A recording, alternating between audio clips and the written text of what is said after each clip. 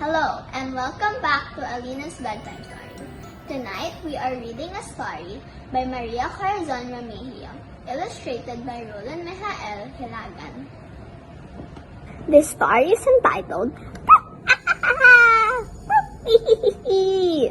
Believe it or not, my neighbor is a witch. Her name is Mrs. Magalit. Her hair looks dead and wiry. Her nostrils flare wide open.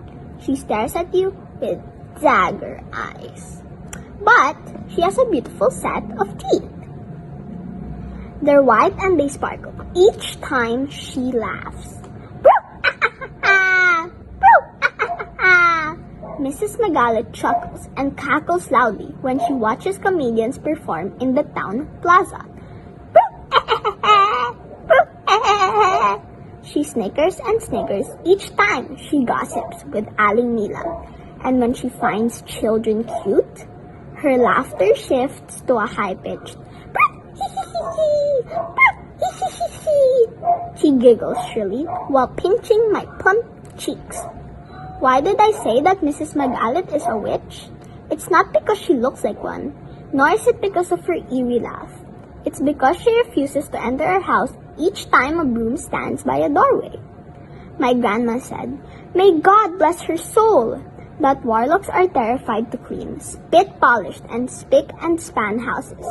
The broom bars keep them from entering. And there's another reason.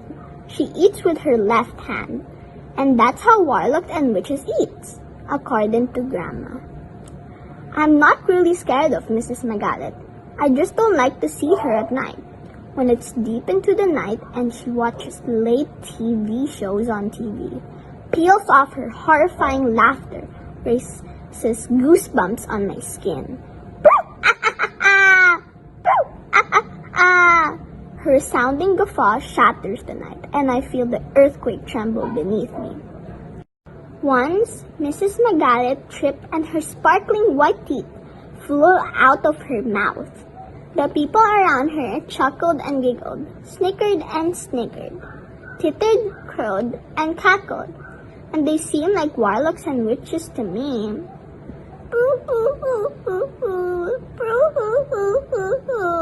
Mrs. Magalit sniffled and whimpered while picking up her cracked dentures. My heart bled for her as I helped her get up on her feet. We passed her house. I asked her in, wishing that she could rest for a while. I totally forgot that Mom just finished cleaning and that she had left the broom by the doorway. "Oh, please, child, I won't come in anymore. My slippers are dirty." I persuaded her some more, and she entered our home. I got shocked that she was not terrified of the broom at all. I gave her some refreshments, and she used her left hand to pick up some biscuits. "You know, child, my right hand is arthritic. That's why I can't use it anymore."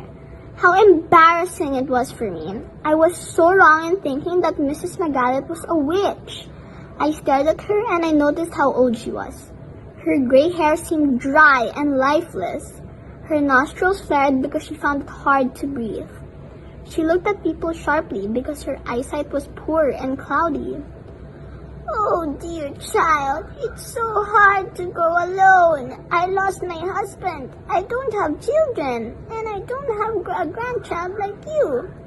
Mrs. Magalit was so sad. I switched on the TV set for some entertainment, and the two of us watched something really funny. She sniggered heartily. I snickered merrily. From then on, I don't call Mrs. Magalit a witch anymore. I call her now Grandma. And that's the end of my story about my neighbor. I hope you guys enjoyed it. Good night! Game. Hi there.